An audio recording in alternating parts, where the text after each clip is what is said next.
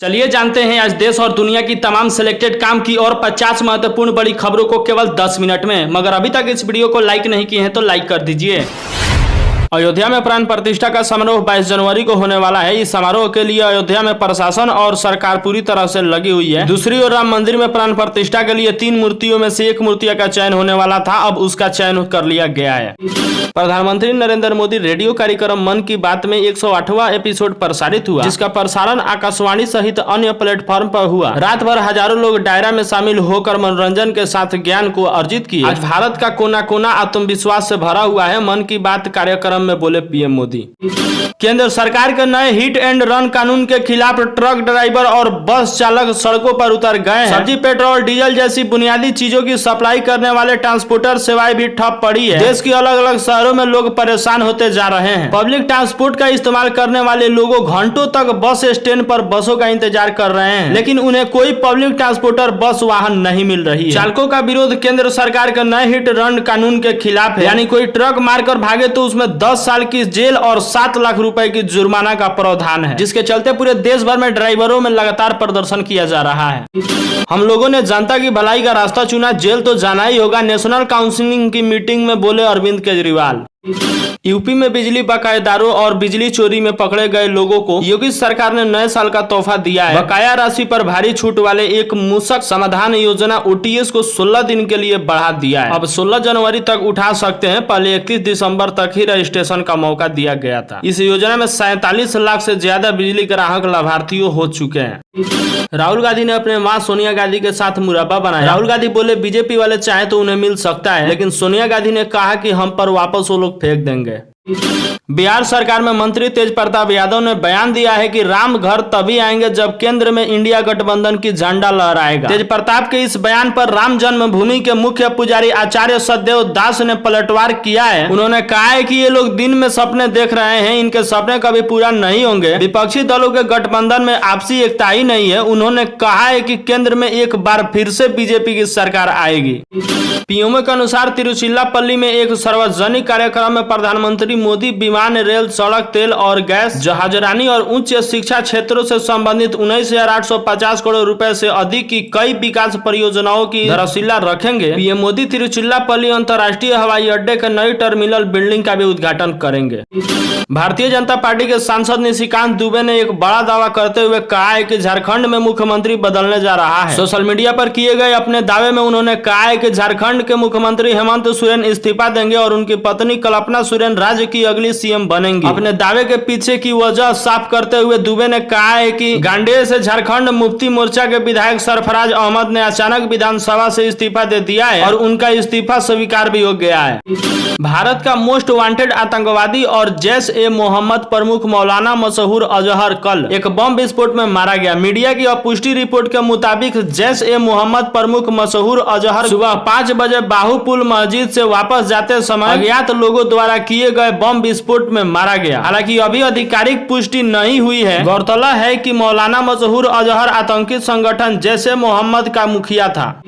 रविंदर जडेजा ने रचा इतिहास, ऐसा कारनामा करने वाले बने दुनिया के इकलौते खिलाड़ी। साल 2023 में भारतीय स्टार ऑलराउंडर रविंदर जडेजा का नाम रहा। पिछले साल उन्होंने एक ऐसा कारनामा किया जो दुनिया में कोई ऐसा खिलाड़ी कर ही नहीं सका। रविंदर जडेजा ने पिछले साल 35 इंटरनेशनल मैच खेले, जिसमें 30.65 की औसत से 613 रन बनाए और 66 विकेट अपने नाम किए। इसी के साथ रविंदर जडेजा 2023 में इकलौते ऐसे खिलाड़ी रहे जिन्होंने इंटरनेशनल क्रिकेट में 500 से ज्यादा रन बनाए और 50 से ज्यादा विकेट चटकाए। रविंदर जडेजा के अलावा भारतीय ऑलराउंडर अक्षर पटेल और हार्दिक पांड्या ने भी पिछले साल 500 से ज्यादा रन बनाए, लेकिन वह 50 विकेट का आंकड़ा नहीं छू सके।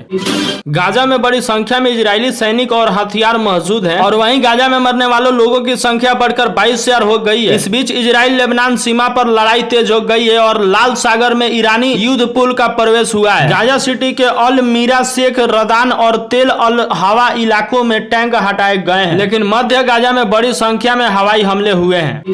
यूपी में योगी सरकार ने दे दिया बहुत बड़ा तोहफा। आपको बता दें कि अगर आपको लोन चाहिए तो 1% के ब्याज पे आपको लोन मिल जाएगा, एकदम सरकारी। सीएम योगी यूपी में औद्योगिक पार्क विकसित करने के लिए डेवलपर को जरूरी धनराशि का वितरण आज के दिन ही करेंगे। यहाँ औद्योगिक पार्क विकसित करने के लिए डेवलपर को 1% के ब्याज ब्याज पर सरकार लोन देगी।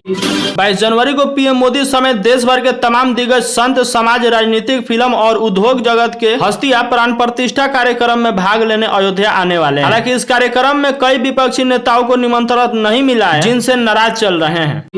शॉर्ट सर्किट से एक परिवार के 4 सदस्यों की जिंदा जलकर मौत, 6 घर जले, कुछ ने भागकर बचाई जान। महाराष्ट्र, यूपी, बिहार सहित देश के कई राज्यों में पेट्रोल और डीजल के दाम बढ़ गए हैं। चलिए जानते हैं आज के लेटेस्ट रेट के मुताबिक आपके शहर में डीजल का भाव और पेट्रोल का भाव क्या है। देश की राजधानी दिल्ली में आज पेट्रोल की कीमत 96 रुपया 72 पैसा है, तो वहीं डीजल की कीमत 89 रुपया 62 पैसा है। देखा जाए मुंबई में तो 106 रुपया 31 पैसा पेट्रोल है और डीजल यहाँ 94 रुपया 27 पैसा लीटर है। वहीं बात करें कोलकाता में तो 106 रुपया 3 पैसा पेट्रोल है और डीजल यहाँ 92 रुपया 76 पैसा लीटर है। वहीं अगर देखा जाए चेन्नई में तो 102 रुपया 63 पैसा पेट्रोल है और डीजल यहाँ 94 रुपया 24 पैसा लीटर है।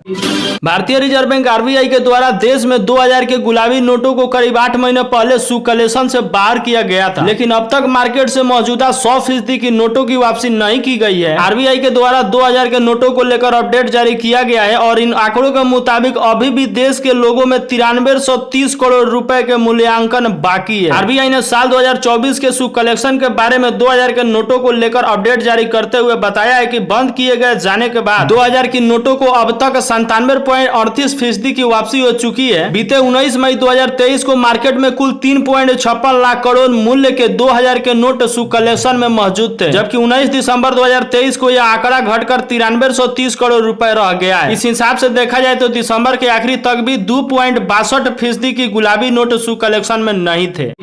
अयोध्या में 22 जनवरी को होने वाले राम मंदिर में रामलीला प्राण प्रतिष्ठा कार्यक्रम में बंगाल के सीएम ममता बनर्जी शामिल नहीं होंगी। कांग्रेस और टीएमसी नेता रामलल्ला की प्राण प्रतिष्ठा को पॉलिटिक्स इवेंट कह रहे हैं। उनका मानना है कि बीजेपी 2024 के लोकसभा चुनाव अभियान के लिए राम मंदिर को एक स्प्रिंग बोर्ड की तरह इस्तेमाल कर रहा है, इसलिए कांग्रेस और टीएमसी नेता इस इवेंट से दूरी बना रही है। श्री राम भूमि तीर्थ क्षेत्र ट्रस्ट की ओर से सभी मुख्यमंत्रियों एवं बड़े नेताओं को निमंत्रण भेजा गया है। कार्यक्रम में कौन नेता शामिल नहीं होंगे यह अभी तक साफ नहीं हुआ है। हालांकि चर्चा यह भी है कि बिहार के मुख्यमंत्री नीतीश कुमार और पूर्व सीएम लालू प्रसाद यादव अयोध्या राम भूमि पर शामिल नहीं होंगे। वहीं मंदिर ट्रस्ट ने कांग्रेस अध्यक्ष मल्लिकार्जुन खड़गे, सोनिया गांधी और राहुल गांधी को भी निमंत्रण भेजा है। हालांकि इन नेताओं ने अभी तक कार्यक्रम में शामिल होने के लिए हामी नहीं भरी है। वहीं सीपीआई के महासचिव सीताराम येचुरी ने रामलला की प्राण प्रतिष्ठा का निमंत्रण पत्र ठुकरा दिया है। उन्होंने कहा, धर्म व्यक्तिगत पसंद है जिसे राजनीतिक लाभ के लिए इस्तेमाल नहीं करना चाहिए। उनकी पार्टी ने एक्स पर पोस्ट कर धार्मिक कार्यक्रम को स्टैंड इन पॉइंट इवेंट बनाने के लिए भाजपा और आरएसएस की निंदा की। रामलला की प्राण प्रतिष्ठा कार्यक्रम में प्रधानमंत्री नरेंद्र मोदी, उत्तर प्रदेश के मुख्यमंत्री योगी आदित्यनाथ सहित 6000 दिग्गज नेता शामिल होंगे, जिसमें से 1500 विदेशी मेहमान और 2200 भारतीय दिग्गज नेता सहित अभिनेता भी शामिल होंगे। जानकारी के मुताबिक आपको बता दें कि 4000 संत और करीबन संचार्य करीब 150 साधु संत भी मौजूद रहेंगे। वहीं अयोध्या में प्राण प्रतिष्ठा यानी कि 22 जनवरी को इस कार्यक्रम में 25 लाख से ज्यादा लोग शामिल हो सकते हैं।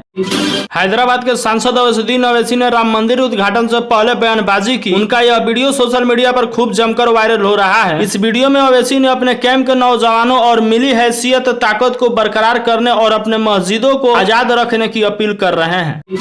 अगर आप भी अयोध्या जाना चाहते हैं तो आपके लिए बहुत खुशखबरी की बात है। प्रधानमंत्री मोदी ने किया है बहुत बड़ा ऐलान, जिससे आपको बहुत सारी सुविधाएं मिलने वाली है। जाने से लेकर खाने तक, रहने तक, घूमने तक, एक भी रुपए आपको लगेगा नहीं। अयोध्या में क्या क्या सुविधाएं मिलने वाली है, आइए इस वीडियो में हम लोग जानते हैं। 22 जनवरी 2024 को अयोध्या में राम मंदिर में रामलला की मूर्ति की प्राण प्रतिष्ठा होगी और प्रधानमंत्री नरेंद्र मोदी इस कार्यक्रम में शामिल होंगे। प्राण प्रतिष्ठा के बाद राम मंदिर दर्शन के लिए आम लोगों का भी आना जाना शुरू हो जाएगा। इसी कड़ी में 24 जनवरी से 24 मार्च तक रामलला दर्शन अभियान भी चलाएगी बीजेपी सरकार। 22 जनवरी को भव्य राम मंदिर के उद्घाटन के बाद देश भर के राम भक्तों को रामलला के दर्शन का तोहफा मिलने जा रहा है। इसको लेकर 24 जनवरी से रामलला के दर्शन के लिए अभियान की शुरुआत होने जा रही है। आपको बता दें कि इसके लिए भाजपा 50 करोड़ राम भक्तों को 3500 ट्रेन से निःशुल्क रामलला के दर्शन कराएगी। पूरे भारत भर से 3500 स्पेशल ट्रेन अयोध्या के लिए चलेगी, जिसका किराया आपको देना नहीं पड़ेगा, एकदम निःशुल्क होगा, मुफ्त होगा। और यह स्पेशल ट्रेन 24 जनवरी से 24 मार्च तक एकदम मुफ्त में चलने वाली है। इस स्पेशल ट्रेन से बिहार के 2 करोड़ से अधिक राम भक्तों को अयोध्या ले जाकर भव्य मंदिर के दर्शन कराए जाएंगे। पूरे भारत भर से अयोध्या के लिए जो स्पेशल ट्रेन चलाई जाएंगे उसमें आपको 1 भी रुपए किराया नहीं देना है। आपको प्रसाद के तौर पे तीनों टाइम आपको भोजन मिल जाएगा, जो कि 16 जनवरी से भारी मात्रा में अयोध्या में प्रसाद बनाने की प्रक्रिया शुरू हो जाएगी। अब बात कर लेते हैं अयोध्या में रात्रि बिताने की, तो आप अयोध्या में बहुत आराम से रह सकते हैं, क्योंकि वहाँ पे बहुत बड़ा सा सेट गिराया हुआ है, सिर्फ और सिर्फ राम भक्तों के लिए। आए, सोए, खाएं, घूमें।